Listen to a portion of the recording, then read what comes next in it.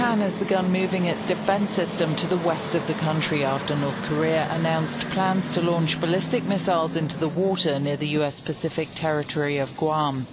The 4 PAC-3 surface-to-air interceptors have been brought in from eastern Japan, as its missile defense is largely centered around Tokyo. The deployment is aimed at responding to the risk of falling fragments while missiles fly over the region. Japan is a key ally to the U.S. and hosts around 50,000 U.S. troops. The level of tension between Washington and Pyongyang is running high, but the two sides are reportedly communicating behind the scenes. Quoting unnamed U.S. government sources, the Associated Press and CNN report that a back channel for discussions has been opened for the past several months. They say the U.S. envoy for North Korea policy Joseph Yun and senior North Korean diplomat deployed at the North's UN mission, Park Sung-il, have been in close contact. The reports say the channel means there is still room for diplomacy to ease the tensions. Talks between Yun and Park are known to have helped secure the release of American University student Otto Warmbier back in June. Discussions are set to be ongoing about the release of 3 other Americans still detained in the North. Judging from recent official statements, the U.S. and North Korea are edging towards war. Following his fire and fury comments, President Trump tweeted the U.S. military is locked and loaded if Kim Jong-un makes the wrong move. U.S. military analysts think the North can arm a missile capable of hitting the U.S. mainland with a small nuclear warhead. The evidence is inconclusive, and the U.S. could destroy an ICBM in transit. A threat to the mainland would be met with overwhelming nuclear and conventional force, knocking the North Korean military out, ignoring that the nuclear fallout would impact the entire region. Let's assume a more realistic scenario, where the U.S. devastates North Korea, but Kim Jong-un fires off a single missile. What are his options? Guam is one. North Korea threatened to fire 4 missiles towards Guam as a warning to the U.S., which has close to 4,000 troops on the small island. Guam is 2,100 miles from Korea, within the range of the North's Musudan and KN-14 missiles. The president was clear. A strike on Guam is a strike on U.S. territory. I read about we're in Guam by August 15th. Let's see what he does with Guam.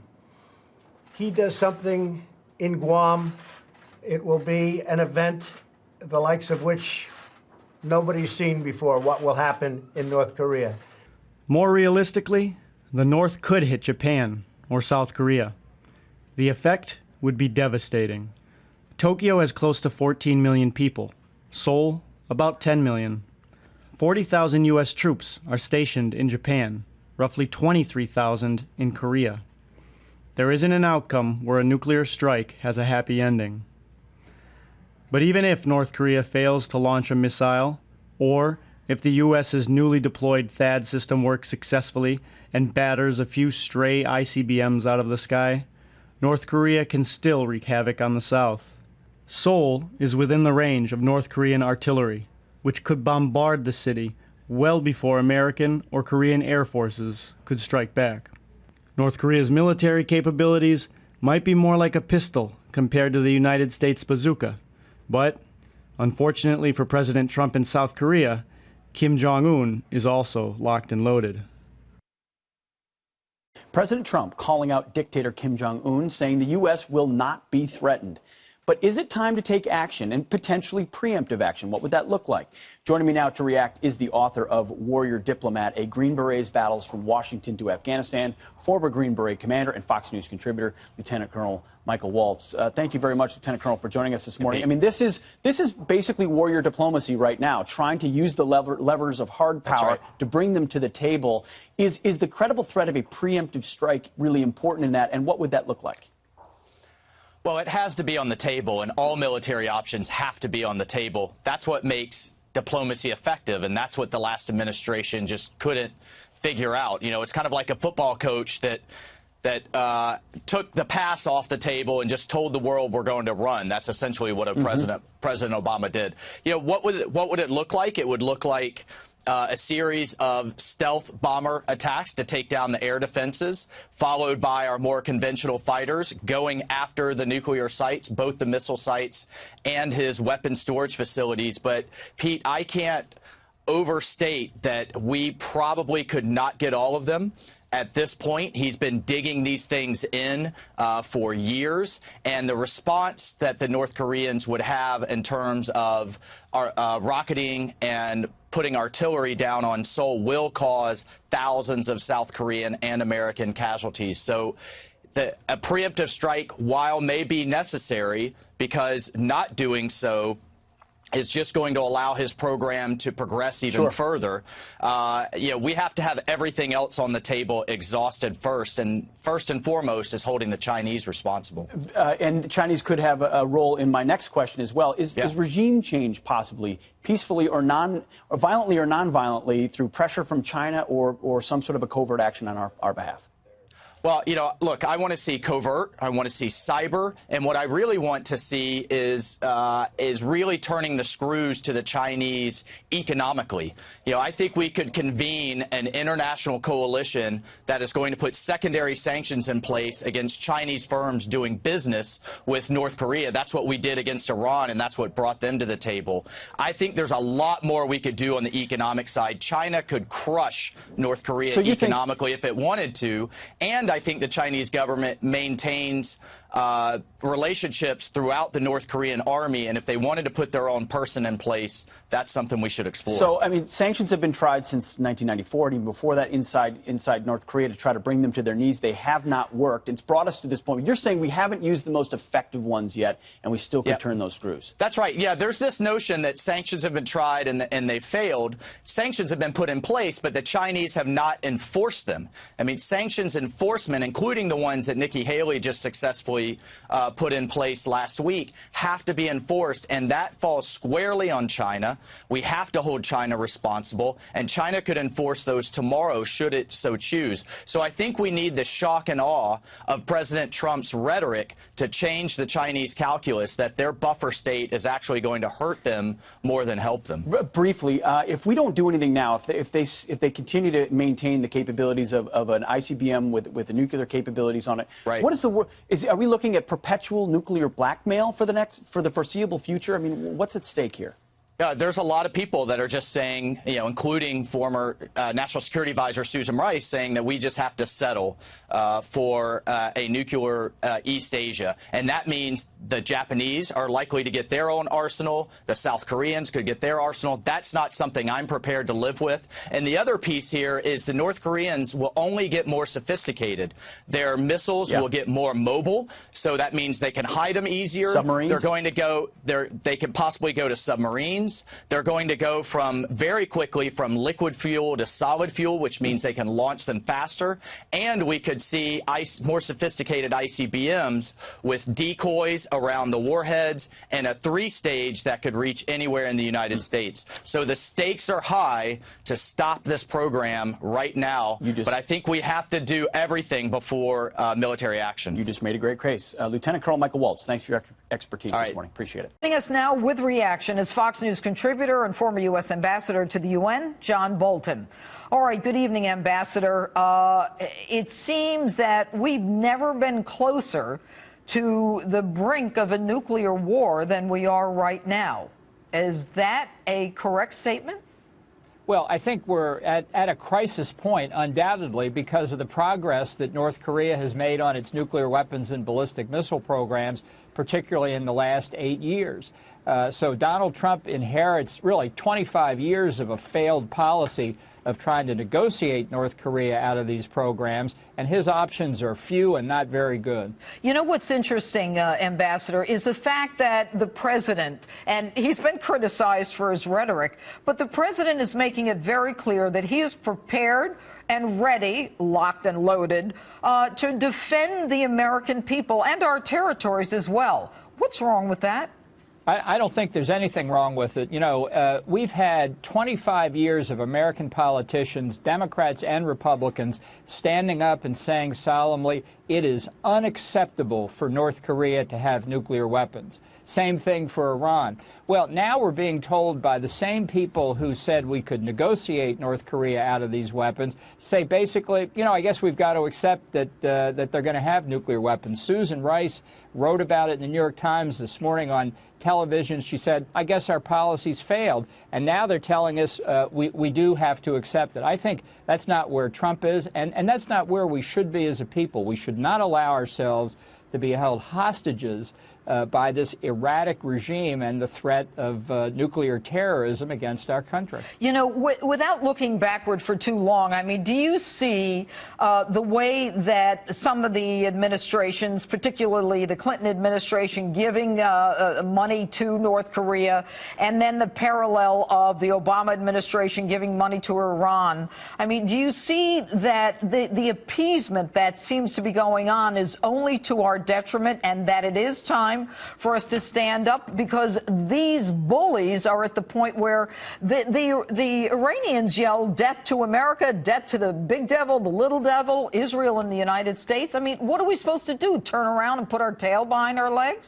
Yeah, no, look, I think the legacy of policies over the past 25 years has been appeasement, and it's not the first time it's been called appeasement. Former Secretary of State Jim Baker, right after the Clinton administration signed the agreed framework, wrote an op-ed in the New York Times that called the Clinton administration policy appeasement. That was 20 years ago. It hasn't worked. So unless you want to have a future where North Korea can threaten the United States with nuclear-tipped missiles, you have to look either at one more diplomatic play to convince China to reunite the peninsula with us in a constructive way and eliminate North Korea, or you have to look at the military option. People are worried about the difficulty, the chaos that might create today. The risk is real. What about the chaos when North Korea launches missiles at the United States? Well, yeah, it's almost as though, and by the way, Kim Jong-un is putting a time period on it by the middle of August.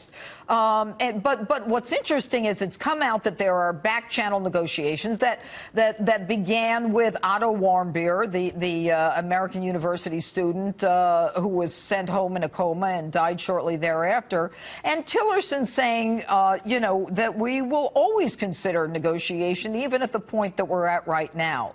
What option does America have right now? Well, there is no option to negotiate with North Korea. We've tried it for 25 years. It's failed. Just cite, for those who believe in it, cite one piece of evidence to think it will succeed in year 26. I think that's why the president's inherited such an unhappy situation. I do think it's worth trying with China on an expedited basis to convince them it's in China's national interest. How do we do that, North Ambassador? Korea. How do we convince China? I mean, the president has done everything, you know, privately and publicly, and China says, hey, look, if America strikes first, and there's a whole issue as to whether or not that makes us the aggressor if we're trying to defend ourselves, then the question is, I mean, you know, China says they're going to fight with North Korea against us. Well, they also said that if we were retaliating against North Korea, they would stand aside. And that's a significant development. I think there's a chunk of Chinese decision makers who think North Korea is a pretty ugly piece of baggage. I think there's a deal that can satisfy China on reunification. It's a hard argument. I wish we had started it 10 years ago, but better late than never, because otherwise the American people have a choice. Live with a nuclear North Korea and the threats and nuclear bribery that will entail forever, or do what the politicians said. Do not accept a nuclear North Korea. That could well involve a military option of some sort. All right, Ambassador John Bolton, thanks so much for joining us. Thank you. This bluster from North Korea's state-run news agency, KCNA, stating that the U.S. was, quote, no more than a lump which we can beat to a jelly anytime. Listen. Let me hear others say it, because when you say that, I don't know what you're referring to and who's making the statement. But let me hear Kim Jong-un say it, okay? He's not saying it. He hasn't been saying much for the last 3 days. Joining me now to discuss what must be done to end the North Korean tensions and more, Lieutenant Colonel Tony Shaffer, Senior Fellow with the London Center for Policy Research. Colonel Shaffer, I don't want to read too much in what the president just said, but he did lead to a suspicion of some parts that maybe something has happened to the leader, the North Korean leader. Do you know anything about that? No, I think as usual, and look, we've been studying the situation in North Korea for a long time. Those leaders tend to speak with great bluster and then back off, and this is a part of a pattern. What I think may be different here, though, is going to be the result of this, because when we had dealt with Kim Jong-il and Kim Il-sung, the father and son of Un, we would always cave in. There was always a policy of appeasement. Absolutely. And I think that's what we're walking up to, and President Trump's made it very clear that, there's going to be no appeasement this time, and I think that may be what they're trying to do, is try to figure out, is President Trump really serious? And I'm sure President Trump is very serious. Well, and as serious as I think he is as well, you can still have diplomacy. There is room for both. Precisely. Some people say it's a good cop, bad cop. I say it's diplomacy without appeasement. And I would single out one person there, and that's General Mattis, who is a tough Marine general. He knows how to be tough, but he also knows how to be diplomatic, and he showed kind of both sides of that. He sent a message earlier in the week that was pretty tough by tweet. Right. He said, cease any consideration of actions that would lead to the end of its regime and destruction of its people. Now, that's no holds barred. But then listen to what he said a little bit later. Right now, Secretary Tillerson, Ambassador Haley, you can see the American effort is diplomatically led. It has diplomatic traction. It is gaining diplomatic results. And I want to stay right there, right now. The tragedy of war is well enough known. It doesn't need another characterization beyond the fact that it would be catastrophic. Now, of course, the mainstream media jumped on that and said he's just an example of the mixed messages coming out of the Trump administration. What do you say? Not at all. Look, I've talked to folks at the Pentagon before and after the misinterpretation of this. Look, it is in our interest to make sure that the North Koreans both understand that there's military might that will be used if necessary, as well as a path out. You don't want to put an animal in a corner and give it no option but to fight. We don't want to fight here. So I see General Mattis's words as very wise. And more clearly here, I think we're trying to message to the Chinese as well. The Chinese stated today that they would be neutral in a fight should the North Koreans attack us. Look, David, that's not acceptable. The fact is, we're here because of the Chinese allowing the North Koreans to develop these weapons. So I think Mattis is saying, and very clearly, as part of a unified strategy and communications plan to say what's necessary to move the ball forward. And lest we forget, I mean, there have been presidents and diplomats that have preceded this administration that did do what I would call appeasement with regard to the North Koreans. Absolutely. And the proof is these agreements that they extracted from the North Koreans, which essentially were gifts to the North Koreans, they led to the development of nuclear weapons by the North Koreans. They led to the developments of ICBMs by the North Korean dictators. Correct. And these people are barbarians. So we did appease the barbarians, did we not? Right. Oh, we did. The 94 agreement gave them 2 nuclear plants, and they used those plants to increase their number of nuclear weapons. You know, that's worth emphasizing. We literally helped them develop the nuclear weapons that we're now trying to destroy. It's nuts. And I don't want to distract, but we have similar frameworks now in place with the Iranians. A lot of people, as a matter of fact, some of the same people who negotiated the 94 agreement were part of the negotiation for the Iranian agreement. So this is no small issue. Well, let me ask you about the Iranians, because some people say, as important as the Chinese are, the Iranians may have become even more important. They clearly are benefiting from the success that the North Koreans have had in technology, and they have a lot of cash. So they could substitute they're the cash that perhaps even if the Chinese sanctions were successful and they pulled back, wouldn't the Iranians step right in?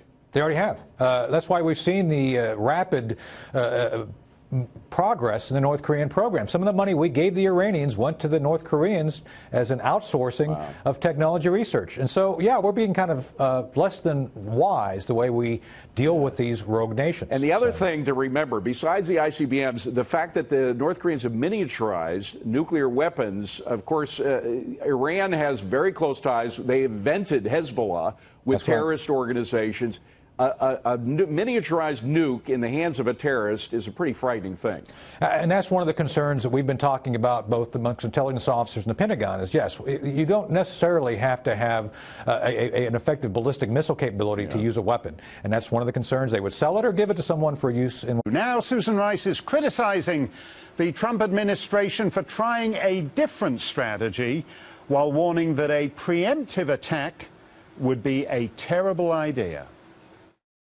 What I worry about is this discussion and preparation potentially for what the administration has called preventive war or preemptive war, which would envision the United States potentially attacking North Korea in the absence of an imminent or actual threat against the United States.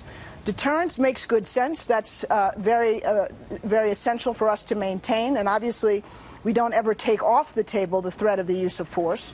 But preemptive war, if one were actually thinking of executing that, would be catastrophic. Susan, I nearly walked out of the room there. Susan, the great Tabby Bruce is with us. I've got to say this, Tabby. You know, Susan Rice is, and people like her, are the reason we're at this point. For 24 years, the Susan Rices of this world have told us there's nothing to worry about, there's nothing to worry about, there's nothing to worry about, there's nothing to worry about. Now suddenly she says, oh, it's a nuclear North Korea, we got to live with it, get over it. Yeah, this is like the arsonist telling you to not put out the fire because it'll be too dangerous. Right. Look, everybody knows Susan Rice, of course, has a history of really being a pawn, if you will, of saying things that are not true about international affairs, certainly with Benghazi. Right. And this is why President Trump is the president. Right. We get it.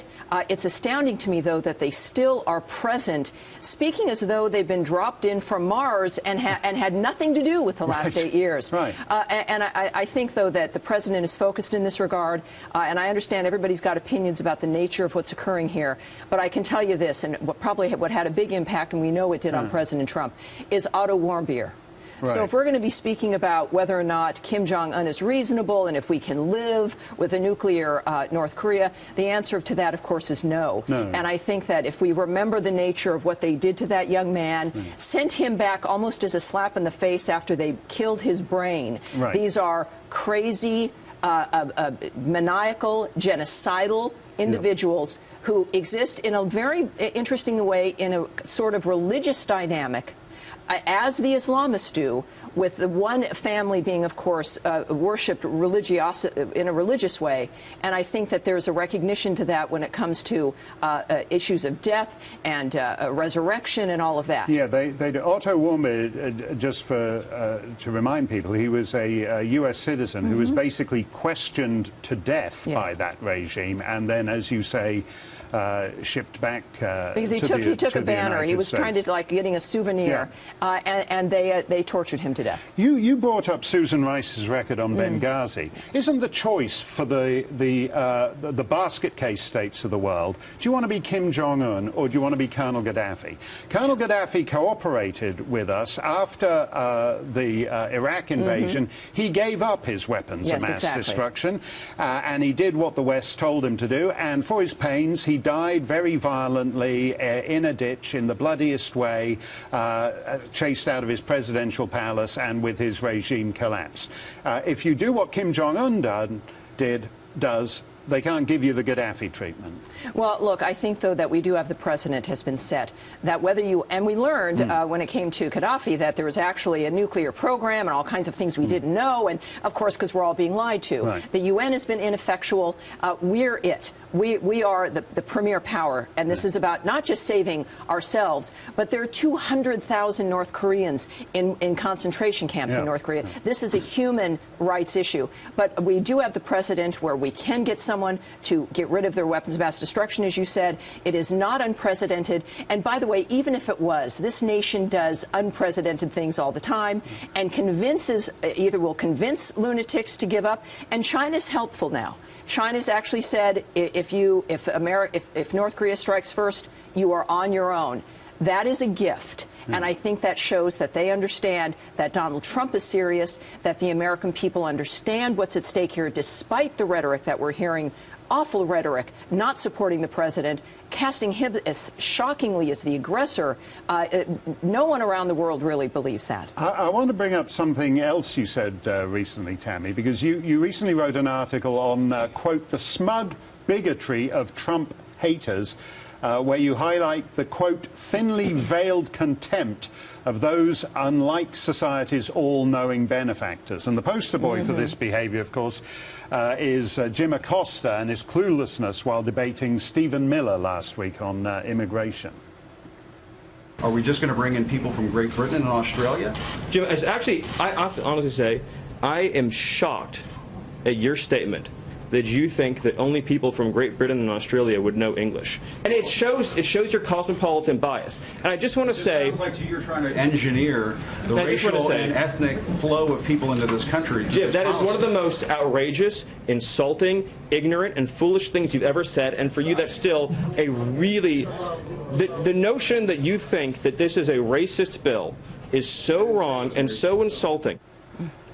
Now, if you're Kim Jong-un threatening to turn the United States into a lump of jelly, Jim Acosta, after Stephen Miller was through with it. Perfect example of Michael Gerson, a speechwriter for President Reagan's phrase of the soft bigotry of low expectations. First, of course, there are 54 countries that have English as their primary language. That's right. But this is this dynamic where, like Acosta, even if you don't speak English, that somehow if you're disenfranchised or disadvantaged or poor, that you're just too dumb to be able to handle any kind of expectations.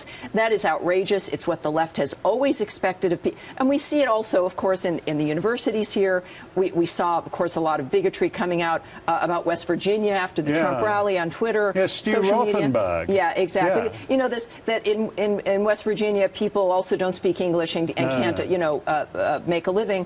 The fact of the matter is, this is that from the high tower looking down on people who they just think can't handle it because they didn't go to Ivy League schools, or maybe they don't even have a college degree. But considering the condition of Washington, I think that maybe it's the college degree is the problem these days. But what's fascinating to me is that they got the election wrong last year, which you think might occasion a certain modesty in this group of people. And instead they're going around like the slightly idiotic third son of a middle European Grand Duke who doesn't actually get why the snarling peasants outside the castle gates are in a bad mood. Yeah, it is the ultimate in self-protection and in disconnection. They really truly believe that Americans are just hamsters that need to be kept in the wheel, and there's no way that the hamsters actually figured out how to get out of the cage. No. That would be too shocking. So this is also why the country's a mess after 8 years. But Americans, and how much I love us, despite all of this for so long, we've decided the country is worth saving, that we don't like them because of the way what they think of us, but really we think now mostly of the country. Now it's not about partisan fights. No. We are fighting now for the future and for the country, and that's why we'll win. The hamster is off the wheel, and he's mad as hell. Out of the cage. Tammy, thanks. We're with the